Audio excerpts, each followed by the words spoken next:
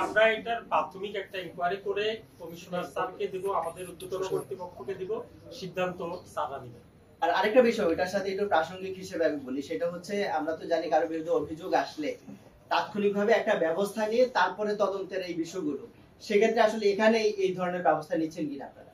তাৎক্ষণিক আমরা তো, কারণ আপনি যখন তদন্তে যাবেন, আপনি এই থানায় যখন আসবেন, থানায় সবাই তার অধীনস্থ, তার আমার উপরের কর্মকর্তার বিরুদ্ধে কথা বলতে কিন্তু আমার চিন্তা করে কথা বলতে হবে। সেই জায়গায় আপনার তদন্ত কার্যক্রমটা স্বচ্ছ রাখার জন্য আপনারা কি ব্যবস্থা নিচ্ছেন? তদন্ত স্বচ্ছ রাখার জন্য আমরা আপনাদের প্রতিনিধি আমাদের সাথে ইনক্লুড করছি, যাতে এটাতে আমরা আপনাদের সাক্ষ্য প্রমাণগুলো পাই। যেই দোষী হোক এবং দায়ী হোক তার বিরুদ্ধে প্রয়োজনীয় আইনানুগ ব্যবস্থা নেওয়ার জন্য আমাদের উচ্চতর কর্তৃপক্ষকে আমরা অনুরোধ করি। আপনারা সিসিটিভি উন্মুক্ত করবেন কিনা? ওই রুমে সিসিটিভি ছিল, সেটি আমরা উন্মুক্ত পাচ্ছি কিনা? আমরা অবশ্যই যখন ইনকোয়ারি করব এই ঘটনার সাথে যারা জড়িত বা এখানে যারা উপস্থিত ছিলেন এবং সিসি ক্যামেরায় বা অন্য কোনো মাধ্যমে যদি কোনো তথ্য আসে, আমরা সেই তথ্য অবশ্যই নিব। ইনকোয়ারি করলে তো আমরা সব তথ্যই আমরা সেখানে নিব। গণমাধ্যম পাচ্ছে কিনা সেই সিসিটিভি? মানে ওপেন আমাদেরকে দিবেন কিনা?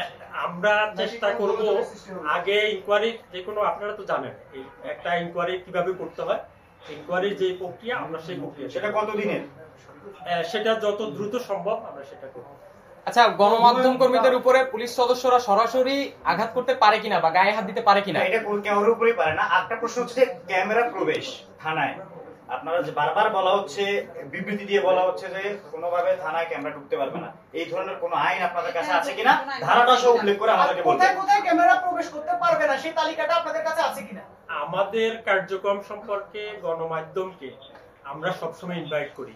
আমাদের কাজগুলো, বিশেষ করে অপরাধীদের বিরুদ্ধে আমাদের যে কার্যক্রম, এইটা তো আপনারাই প্রচার করবেন, আমরা এটাকে ওয়েলকাম করি সবসময়। কোনোভাবেই থানায় কেন, বাংলাদেশের কোনো জায়গায় রেস্ট্রিক্টেড এলাকা ছাড়া, সরকার নিষিদ্ধ এলাকা ছাড়া কোথাও ক্যামেরা আসা যাওয়া কোনো নিষিদ্ধ নাই। এটা আপনি, আমরা তো রাস্তায়ও আপনারা আমার বক্তব্য নেন, আমাদের অফিসে নেন, যে কোনো জায়গায় নিতে পারেন, কিন্তু এইটা যে ঘটনাটা ঘটছে এটা সম্পূর্ণভাবে অনাকাঙ্ক্ষিত আমি মনে করি। এইটার প্রতিকার কিভাবে করা যায় ভবিষ্যতে যাতে এই ধরনের ঘটনা না ঘটে সেটারও আমরা ব্যবস্থা নিই। সম্পূর্ণ তিনি অন্যায় করছেন এবং সেটা তার উপরে নির্যাতনটা অন্যায়ভাবেই করছে এবং উনি প্রতিবাদ করেননি এবং সেটা মেনে নিয়েছে। তার মানে এটা পুরো সত্য। আচ্ছা, রুমগুলো একটু ওনার দিকে দেন, উনি তো অভিযুক্ত, ওনার বক্তব্য কি একটু জানতে চান? ঠিক আছে, আমার মনে হয় আর আমরা না করি, আমরা আমাদের কাজটা শুরু করতে দিন। আচ্ছা, আরেকটা কথা হচ্ছে, সাংবাদিকদের উপর কিন্তু এরকম হামলা বারংবার হচ্ছে। এর আগেও ডাবল মোরিং থানায় একজন সাংবাদিককে 20 মিনিটের মতো লকআপে রাখা হয়েছে, সেখানে ডিসি যিনি নিজে গিয়ে কিন্তু তাকে থানা থেকে বের করেছেন। আজকে একটা ঘটনা, এই ধরনের অনাকাঙ্ক্ষিত ঘটনা কিন্তু বারবার ঘটছে। এইভাবে আসলে ঘটনাগুলো কি চলমান থাকবে কিনা? অবশ্যই না, আমরা এটা চেষ্টা করব যাতে এই ধরনের ঘটনা আর একটিও সিএমপিতে না ঘটে। গালিগালাজ করার পাশাপাশি গণমাধ্যম কর্মী হিসেবে জানতে চাচ্ছি আপনার এই বিষয়ে বক্তব্য। ঠিক আছে,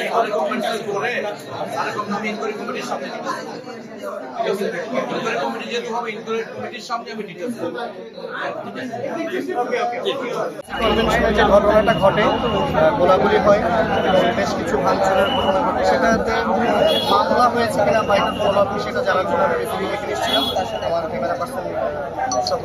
আসার পরেই এখানে আমি জানতে পারি যে এই জায়গায় যারা আটক হয়েছে তাদের পরিবার আছে। তার আগে আমি পুলিশের ডিসি আমিরুল ইসলাম তার সাথে কথা বলতে চাই। তিনি বেশ উদ্ধতপূর্ণ আচরণ করেন এবং তার একটা ক্ষোভ ছিল কেন সংবাদকর্মীরা এই বিষয়গুলো কভার করছে। তারপরে যখন আমি এদিকে কথা বলছিলাম যারা আটক হয়েছেন তাদের পরিবারের সাথে, সে সময় তিনি আমাকে জিজ্ঞেস করেন যে কার সাথে, জিজ্ঞেস করে আমি পরিবারের সাথে কথা বলছি। আমি জানতে চাইলাম কার কাছে অনুমতিটা নিতে হবে, এমন আমাকে সোর্সটা দেন বা প্রসেসটা দেন। এই কথা বলার পর তার আরও উত্তেজনা বেড়ে যায় যে কেন তার সাথে আমি এই কথাটা বললাম, এবং সে একবারে ইগোতে নিয়ে অনেকটা এই চড়াও হয়। আমাকে লকআপে ঢোকাতে বলে তার ওসি এবং সেকেন্ড অফিসারকে, যদিও বা ওসি এবং সেকেন্ড অফিসার বারবার চাইছিল সেভ করতে, কারণ ওনারা চাইছিল না কোনো রকম অনাকাঙ্ক্ষিত কিছু হোক। এরপরে এই রুমটাতে ঢুকিয়ে আমাকে বেধড়ক মারধর। যমুনা টিভি সাংবাদিক শোনার পর তিনি আরও বেশি মারধর করেন এবং প্রত্যেকবারই তিনি আমাকে বলছিলেন গায়েব করে ফেলবেন, আমাকে বলছেন ফ্যাসিস্ট, এবং পাশাপাশি তারা এটাও বলছিলেন যে আমি তোকে পিটাইনি, আমি শয়তানকে পিটিয়েছি, প্রয়োজন হলে তোকে গাইড করে ফেলবো, এটা আমার প্রোগ্রাম হচ্ছে। এবং এই যে আপনারা দেখতে পাচ্ছেন যে যেভাবে মেরেছে একেবারে, এইটা আমার কাছে যতটুকু না দুঃখের কষ্টের, তার চেয়ে বেশি অবাক করা যে একজন বিসিএস এর কর্মকর্তা, তার উপর আমরা দেশকে আইন সুশাসন ঠিক রাখার দায়িত্ব ন্যস্ত করেছি, তিনি এভাবে গণমাধ্যম কর্মীর উপর চড়া হচ্ছেন। তাহলে আমরা যদি এভাবে হেনস্থার শিকার হই, সাধারণ মানুষ কতটুকু হেনস্থার শিকার হয় সেটা একটা প্রতিচ্ছবি হচ্ছে আজকের এই ঘটনা। এবং আমরা কাদেরকে নিরাপত্তার দায়িত্বটা দিয়েছি সেটা আমার একটা প্রশ্ন থাকলে, এবং সেটা অনেকটা মনে হয় আপনারাও যারা আছেন বুঝতে পারছেন, আপনারাও নিজ নিজ জায়গা থেকে কোনো না কোনোভাবে হেনস্থার শিকার হন। এই ঘটনা সেই ঘটনাকে একেবারে আমি বলবো যে সব সীমা লঙ্ঘন করে যাচ্ছে। ধন্যবাদ।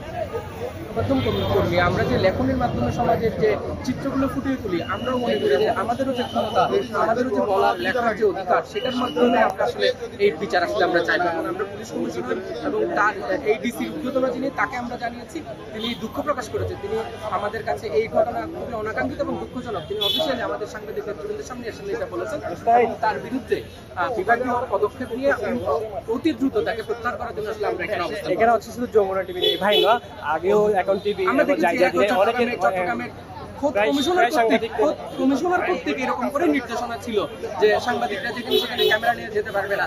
এটাও আসলে কমিশনারের একটা উদ্যোক্ত। কমিশনারের এই উদ্যোক্তেরও আমরা আসলে জবাব দিয়েছিলাম। আমরা কমিশনারের বিরুদ্ধে রাস্তায় দাঁড়িয়েছিলাম। আমরা চট্টগ্রামের সিএমপির সকল রকমের সংবাদ আমরা বর্জন করেছিলাম এবং এখনো পর্যন্ত সেই ধারাটা আসলে বজায় আছে। ধন্যবাদ।